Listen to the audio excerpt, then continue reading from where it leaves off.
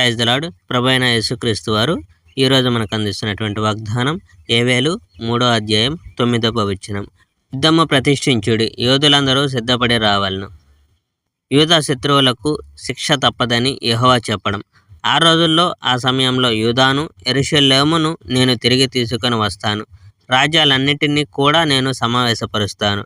ఈ రాజ్యాలన్నిటినీ కిందికి యెహోషాపాతు లోయలోనికి నేను తీసుకొని వస్తాను. అక్కడ వారికి నేను తీర్పు చెప్తాను.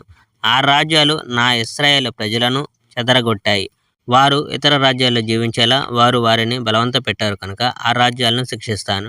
ఆ రాజ్యాలు నా దేశాన్ని విభజించి వేశాయి. నా ప్రజల కోసం వారు చీట్లు వేసుకున్నారు. ఒక వేశ్యను కొనేందుకు వారు ఒక బాలుని అమ్ముకున్నారు.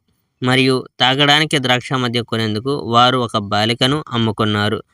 తూరు, సీదోను, ఫిలిస్తీలోని అన్ని ప్రాంతాలు మీరు నాకు ముఖ్యం కాదు. నేను ఏదైనా చేసినందుకు మీరు నన్ను శిక్షిస్తున్నారా?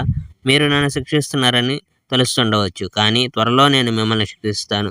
నా వెండి బంగారం మీరు తీసుకున్నారు. నా ప్రశస్త ఐశ్వర్యాలు మీరు తీసుకొని మీ ఆలయాల్లో పెట్టుకున్నారు. యూదా, యెరూషలేము ప్రజలను మీరు గ్రీకు వాళ్లకు అమ్మివేశారు. ఆ విధంగా మీరు వారిని దేశానికి దూరంగా తీసుకొని వెళ్ళగలిగారు.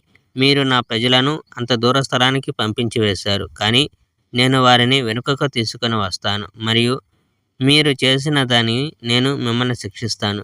మీ కుమారులను, కుమార్తెలను యూదా ప్రజలకు నేను అమ్మివేస్తాను. అప్పుడు వారు ఇంకా దూరంలో ఉన్న షెబాయిము ప్రజలకు అమ్మివేస్తారు. ఆ విషయాలు యెహోవా చెప్పాడు.